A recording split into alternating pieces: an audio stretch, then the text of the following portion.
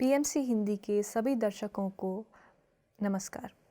मेरा नाम है चारू थपलियाल और आज स्वाध्याय श्रृंखला में हम आपके पास लेकर आए हैं तीसरा भाग, जो कि है ब्रह्मर्षि पितामह पत्री जी के लॉकडाउन संदेश का।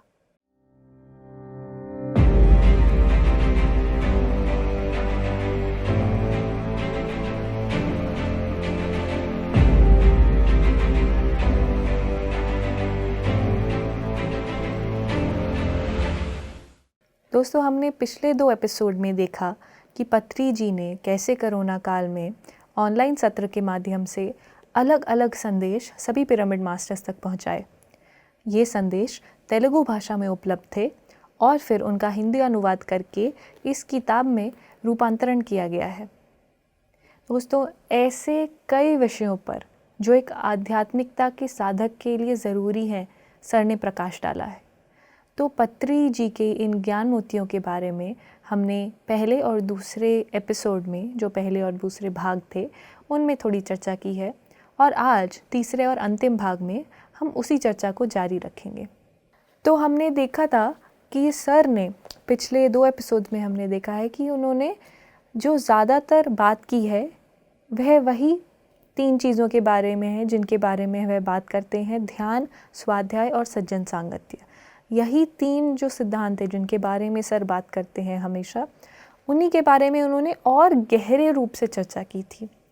तो सज्जन सांगत्य के बारे में सर एक संदेश देते हैं जिसे हम आज देखेंगे। सर कहते हैं, जो भाव के भय को दूर करता है वही सत्य है। सच्चाई जानने वालों के साथ संगत रखनी चाहिए। सत्य का ज्ञान आपको जीवन के सभी भयों से मुक्त करता है। और उन्होंने यहाँ जो भज गोविंदम है, आदि शंकराचार्य जी की जो कविता है, उसकी पंक्तियाँ यहाँ लिखी हैं: त्रिजगति सज्जन संगति रेखा भवती भवार्णव तरणे नौका। तो इसका मतलब क्या है? इसका मतलब यही है दोस्तों कि तीनों लोकों में भी दुखों के सागर को पार करने वाला जो जहाज़ है, जो नौका है, वह सज्जन संगति ही है। सज्जन कौन लोग? सज्जन लोग वे हैं जिनको सत्य ज्ञात है। सत्य उन्हें कैसे ज्ञात है? सत्य उन्हें अपने ध्यान अनुभवों और ज्ञान अनुभवों के माध्यम से ज्ञात है। तो केवल अनुभव होना ही काफ़ी नहीं होता दोस्तों, उस अनुभव को और गहराई से समझ करके, उस ज्ञान का मंथन करके, जैसे दूध से हम दही बनाते हैं, फिर मक्खन बनाते हैं, फिर उसके बाद हम घी निकालते हैं। तो जैसे ये प्रक्रिया चलती रहती है और परिशुद्ध करने की उस दूध को, वैसे ही एक प्रक्रिया चलती है हमारे ज्ञान का भी मंथन करने की। धीरे धीरे धीरे, परत दर परत हमारा ज्ञान भी ऐसे शुद्धता की ओर बढ़ता है। और जो ऐसे परिशुद्ध ज्ञान को रखते हैं, ऐसे लोग सज्जन होते हैं। ऐसे लोगों की संगति करनी चाहिए। तो सर इस बात पर बहुत ज़्यादा जोर देते हैं, ना कि सिर्फ इस किताब में, लेकिन अपने हर सत्र में भी। उनके मुंह से हमेशा ये आपने बहुत बार सुना होगा: ध्यान, स्वाध्याय, सज्जन सांगत्य। पिछले एपिसोड में हमने देखा, उन्होंने ये भी कहा कि ये तीनों महायोग हैं, ये कोई सामान्य योग नहीं है। चूँकि हम ये चीज़ें इतना कर रहे हैं, पिरामिड मास्टर्स को एक बताया है सर ने, ये सूत्र दिए हैं, इसलिए हमें ये बहुत सामान्य सी बात लगती है। लेकिन ये बहुत ही उच्च ऊर्जा वाले माध्यम है जिनसे हम अपनी प्रगति पथ पर चल सकते हैं। तो जैसा मैंने बताया कि सर ने अनेक संदेश दिए इस किताब में, तो एक संदेश इसके बारे में भी था। और दूसरा संदेश जो उन्होंने दिया है, उन्होंने बताया है रामायण के पात्र और उनके आध्यात्मिक प्रतीक। तो उन्होंने बोला है कि जो भाव के भय को दूर करता है वही सत्य है। सच्चाई जानने वालों के साथ संगत रखनी चाहिए। सत्य का ज्ञान आपको जीवन के सभी भयों से मुक्त करता है। और इसी सत्य की खोज में सर ने एक कदम आगे बढ़ाया हम सभी पिरामिड मास्टर्स के लिए, और उन्होंने बताया है कैसे रामायण के अलग अलग पात्र जो थे, जो उनके नाम हैं, उनके नाम से ही हमें उन पात्र के जीवन के बारे में और पता चल सकता है। जैसे उन्होंने कहा है कि दशरथ का अर्थ है 10 रथ। 10 रथ कौन से थे? 10 रथ थे पंच इंद्रिय अंग और पंच कर्मेंद्रिय अंग। तो दशरथ इन 10 इंद्रियों के साथ एक जीवंत प्राणी थे जो अयोध्या पर शासन करते थे। अयोध्या का मतलब क्या है? अयोध्या का मतलब है युद्ध से अजेय, जो है यह शरीर। और दशरथ की 3 पत्नियां थी, मतलब इस प्राणी की 3 पत्नियां थी। इसका मतलब कौन है वो 3 पत्नियां? तमोगुण, रजोगुण और सत्वगुण, जिनको हम कैकई, सुमित्रा और कौशल्या के नाम से जानते हैं। तो इसी तरह हर एक पात्र के पीछे की जो आध्यात्मिक सच्चाई है, कहानी तो हमें पता है रामायण की सारी, लेकिन उस कहानी के पीछे और जो गहरी सीख है, जो गहरी सच्चाई है, वो पत्री जी ने हमें यहाँ बताई है। जैसे वो बताते हैं कि भगवान राम कौशल्या के पुत्र हैं और कौशल का अर्थ है चातुर्य। तो भगवान राम का जन्म सौभाग्य के साथ हुआ था। कौशल्या सबका हाल पूछती थी। और कैकई का अर्थ है काया से जुड़ना, जिसका मतलब है शरीर का तत्व ज्ञान, जो हमें तमोगुण बताता है। मैं, मेरा बेटा, मेरा जुनून, ये सब शरीर का एक जुनून है। और सुमित्रा की उन दोनों से ही दोस्ती थी, वह उन दोनों के ही बीच थी, इसीलिए उनके 2 बेटे थे। इस कहानी के माध्यम से, इस उदाहरण के माध्यम से क्या बताना चाहते हैं पत्री जी हमें कि जो हमने पहले एपिसोड में देखा दोस्तों, केवल जो चर्म चक्षु को दिखता है, जो खुली आंखों से दिखता है, केवल वही सत्य नहीं होता। सत्य की भी गहरी परतें होती हैं। हमने 4 चक्षुओं की बात की थी पिछले एपिसोड में। तो जो 4 चक्षु हैं, उनमें से जब हम ज्ञान चक्षु तक पहुंचते हैं, तभी हम रामायण जैसी कहानियाँ जो हैं, उनके पीछे का जो सत्य है, जो आध्यात्मिक सत्य है, उसको ग्रहण कर सकते हैं।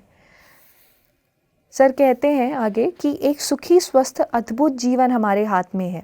जीवन से भाग कर तप से पाने के लिए कुछ भी नहीं है। जीवन का रहस्य अपने साथ और सबके साथ ही रहना है। संसार, ध्यान, सज्जन संगत्य, हम सब इसमें योगदान देंगे। तो वही बात, संसार में निर्वाण, संसार में रहते हुए ही अपनी आध्यात्मिक कार्यशैली को जारी रखेंगे, हम अपनी साधना को जारी रखेंगे। संसार से भागेंगे नहीं। संसार से भागकर हिमालय जा कर के या कहीं और अकेले बस जाने के ख्याल रख कर के, इससे हमें कुछ नहीं मिलेगा।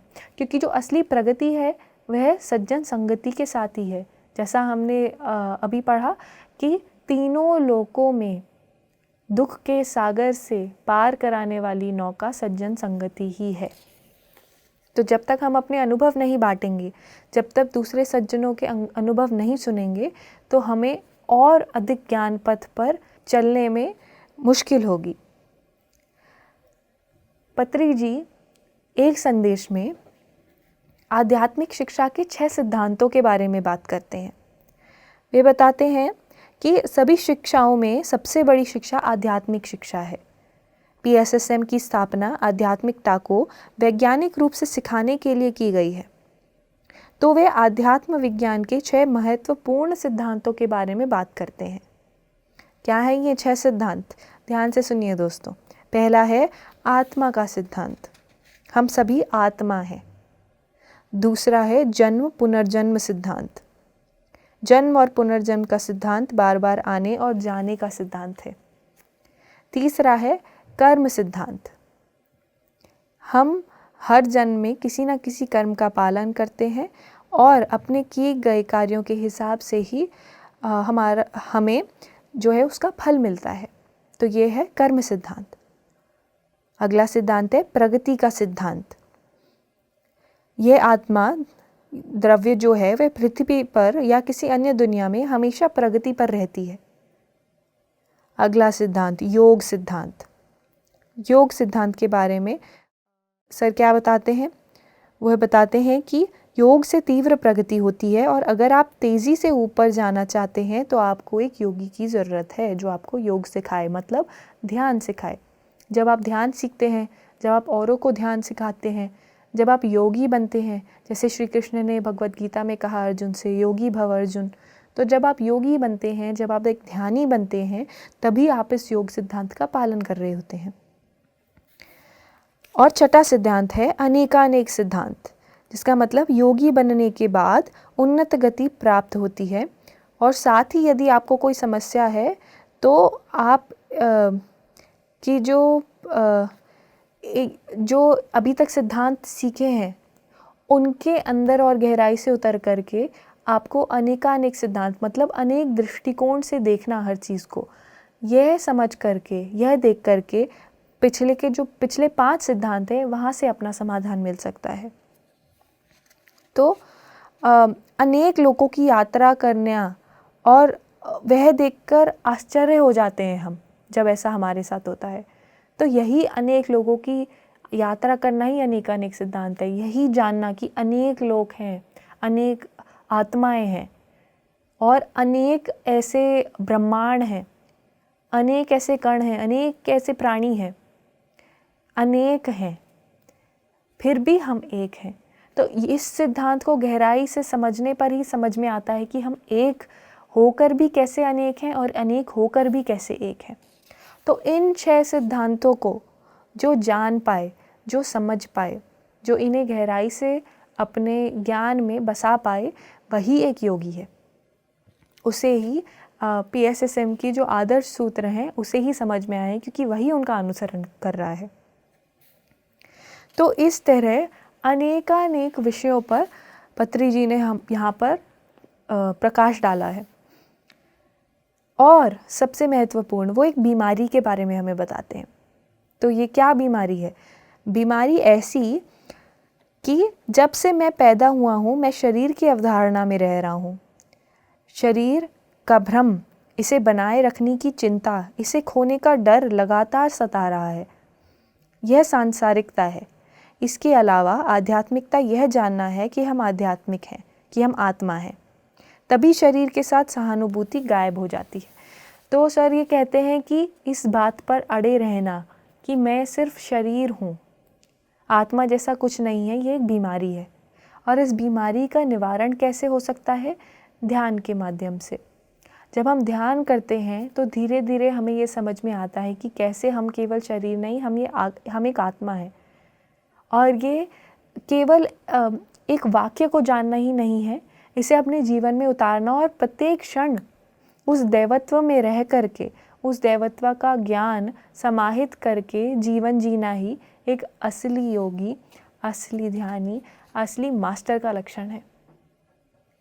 तो सर यहाँ बताते हैं कि जैसे जैसे हम ऐसे ज्ञान को पाते हैं और इसे उतारते हैं अपने जीवन में, तो धीरे धीरे शरीर के साथ जो सहानुभूति है हमारी, वो गायब हो जाती है। मतलब हम जो आत्म तत्व हैं, शरीर तत्व से ज़्यादा हम उस आत्म तत्व से जुड़ जाते हैं। ऐसा क्यों है? तो सर कहते हैं कि इसका एक नज़रिया यह भी है देखने का, क्योंकि जब हम ऐसा करते हैं तो जो विज्ञान है और जो आध्यात्म है, उन दोनों के बीच की जो रेखा हमने खींच रखी है भौतिक तल पर, वह जो है रेखा धुंधली होने लगती है। क्यों? क्योंकि विज्ञान को आध्यात्म में योगदान देना ही पड़ता है। पत्री जी कहते हैं कि मनुष्य स्वयं को जानने का कोई प्रयास किए बिना उदासीनता में जाता है। ऐसे में प्रकृति माँ भी उससे कड़ी टक्कर देती है। हमने जो ज्ञान पाया है वह हमें मानव जाति की प्रगति में योगदान करने के लिए प्रेरित करता है। विज्ञान को आध्यात्म में योगदान देना ही चाहिए। जब तक हमारा जो विज्ञान है उसे हम आध्यात्मिकता से नहीं जोड़ेंगे तो हमारा विज्ञान अधूरा ही रहेगा, क्योंकि ये एक शारीरिक स्तर पर, एक भौतिक स्तर पर ही रहेगा। जब तक हम इस ज्ञान से कि मैं एक आत्मा हूँ, जब तक इस भावना से हम विज्ञान को नहीं देखेंगे तो नज़रिया हमारा पुराना ही रहेगा, हम उसी ओल्ड एनर्जी में रहेंगे। तो जैसे पत्री जी यहाँ बताते हैं कि विज्ञान को आध्यात्मिकता में योगदान देना ही पड़ेगा, ऐसे ही वह बताते हैं, एक और कॉन्सेप्ट देते हैं कि मनुष्य की भूख 2 प्रकार की होती हैं। वह हमने तो एक ही प्रकार की भूख सुना था कि भूख लगती है तो खाना खा लो। अब ये क्या बता रहे हैं पत्री जी की भूख भी 2 प्रकार की होती है, शारीरिक और आध्यात्मिक। तो भोजन से शारीरिक भूख तृप्त होती है, सज्जन संगति से आध्यात्मिक भूख तृप्त होती है। सज्जन संगति के अभ्यास से, ध्यान के माध्यम से आपको स्वयं को जानने का मार्ग मिलता है। इस तरह यदि आप अपने और सबके बारे में जानते हैं तो आपका जीवन आसान हो जाता है। तो पत्री जी हमें यही बताते हैं कि सच्ची आध्यात्मिकता यही है कि आप ध्यान, स्वाध्याय और सज्जन सांगत्य, जो ये 3 महायोग हैं, इनका अनुसरण करें, क्योंकि इनके आगे और किसी भी चीज़ की महत्ता नहीं है। जब हम ये तीनों चीज़ें हाथ में हाथ मिला करके करेंगे और कंधे से कंधा मिला करके हम इन तीनों चीज़ों को रखेंगे, तभी हमारी आध्यात्मिक प्रगति हो सकती है। तभी हमें जो कल ज्ञान मिला था उसकी समझ आज मिलेगी। दोस्तों, एक संदेश पत्री जी का इस किताब में ऐसा है कि कई जन्मों के बाद ज्ञानी स्वयं को पाता है। हमें जो लग रहा है कि अभी पत्री जी हमारे साथ हैं, पिरामिड मास्टर्स जो हमारे आसपास हैं, पिरामिड का कॉन्सेप्ट जो हमें समझ में आया है, हम अपने भीतर जो उतरे हैं, या फिर जो ये कोरोना काल चल रहा है, ये सब सामान्य है। ये सब सामान्य नहीं, ये सबसे असामान्य क्षण है धरती पर। इतनी उच्च ऊर्जा धरती पर आज तक कभी नहीं आई है मेरे दोस्तों। जो ये कोरोना काल आया है, इसका हज़ारों साल से इंतज़ार हो रहा था कि ऐसा एक समय आएगा जब धरती पर ये प्रक्षालन होगा। तो इस प्रक्षालन के दौर में आपने खुद भी देखा होगा कि बहुत सारे लोग जो पहले आध्यात्मिकता से नहीं जुड़े थे, वे आध्यात्मिक की तरफ आकर्षित हुए हैं। बहुत सारे नए लोगों ने ध्यान सीखा है। बहुत सारे नए लोग ध्यानी बने हैं, ज्ञानी बने हैं, योगी बने हैं। तो इसीलिए ये पूरा जो ये एक चक्र चला है, ये पूरा जो एक ये प्रपंच चला है कोरोना का, लॉकडाउन का, वो इसीलिए चला है ताकि जितने भी लोग हैं, जितने भी आत्माएं हैं, जो कितने कितने जन्मों से इंतज़ार कर रही हैं अपने आप को जानने का, स्वयं को पहचानने का, उन्हें एक मौका मिले, उन्हें एक वो उच्च ऊर्जा का एक वातावरण मिले। तो पत्री जी कहते हैं, मानव शरीर का पुनर्जन्म तब तक होता रहना चाहिए जब तक कि वस्त्र धारण करने के बाद पूर्ण सत्य का पता नहीं चल जाता। यदि हम पाप करते हैं तो हम अधोलोक में जाएंगे, और यदि हम अच्छे काम करेंगे तो हम ऊपरी दुनिया में जाएंगे। वहाँ हम अपने पापों और पुण्यों को पूरा होने के बाद पृथ्वी पर लौट आएंगे। जब तक सत्य पूरी तरह से ज्ञात नहीं हो जाता, तब ब्रह्मलोक चला गया तो भी उसे फिर से पृथ्वी पर आना होगा। तो इसीलिए सर कहते हैं कि यदि आप ब्रह्मलोक चले भी गए तो भी अगर आपको पूर्ण सत्य नहीं ज्ञात है तो आपको वापस आना ही पड़ता है। इसीलिए ये जो सूक्ष्म जगत के मास्टर हैं, एस्ट्रल मास्टर्स हैं, उन्होंने जो ये प्रपंच रचा कि जितने भी लोग हैं पूरी धरती के, वे घर पर रह कर के लॉकडाउन में ध्यान करें। तो भले ही अब लॉकडाउन हट चुका है, लेकिन जो हमारी ध्यान की आदत बनी है वहाँ से हमें उसे जारी रखना चाहिए। जैसा हमने बोला था, तमन्ना, तरीका, रियाज। अगर तमन्ना भी है और तरीका भी पता है लेकिन रियाज नहीं करेंगे तो हमें फल प्राप्ति नहीं होगी। अपना ध्यान अपने लिए स्वयं ही करना है। कोई भी और आपके लिए आपका ध्यान नहीं कर सकता, आपकी साधना नहीं कर सकता। लॉकडाउन ने हमें यह सीख दी है कि हम सभी को दैनिक ध्यान करना ही है, अपनी आत्मा की प्रगति के लिए प्रयत्न करना ही है। तो भले ही अब लॉकडाउन बंद हो गया हो, पत्री जी के जो लॉकडाउन संदेश हैं वे अभी भी हमारे साथ हैं।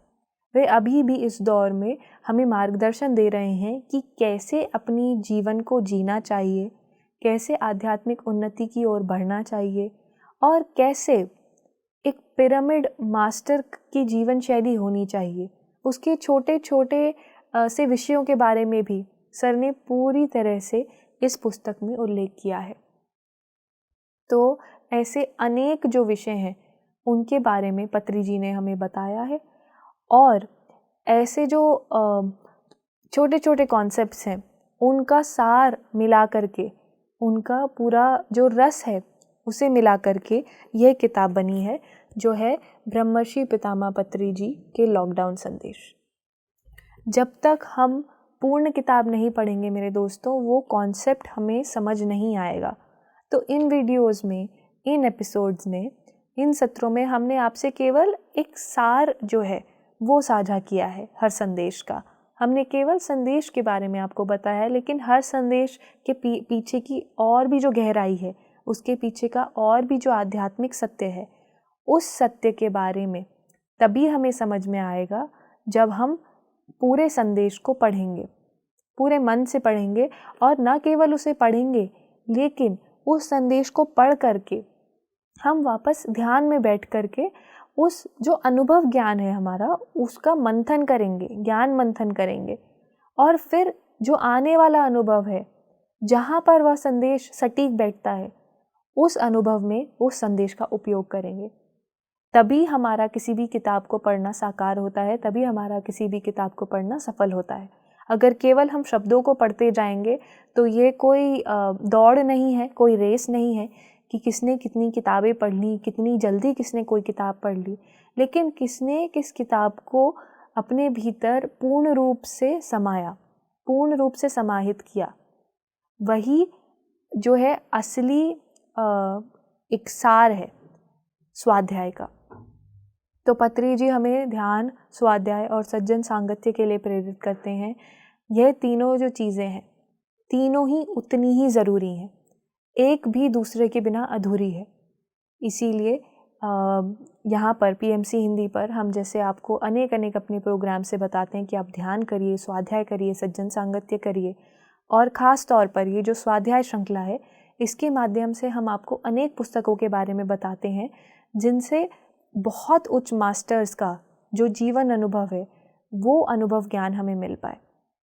तो ऐसे मास्टर्स का ज्ञान पा करके, उनके जीवन का सारांश जान करके अपने जीवन में उतारना ही एक सच्चे पिरामिड मास्टर का लक्षण है। तो हम भी ऐसे पिरामिड मास्टर्स बनेंगे, हम भी ध्यान करेंगे, हम भी स्वाध्याय करेंगे, हम भी सज्जनों की संगति में रहेंगे, और जो तीनों लोकों में जो दुख सागर है, उस नौका से हम फिर उस सागर को पार कर लेंगे। तो दोस्तों, इस बात के साथ मैं आपकी विदा लेना चाहूँगी और आपसे फिर अनुरोध करूँगी कि आप पत्री जी का जितना भी साहित्य है उसे ज़रूर पढ़ें।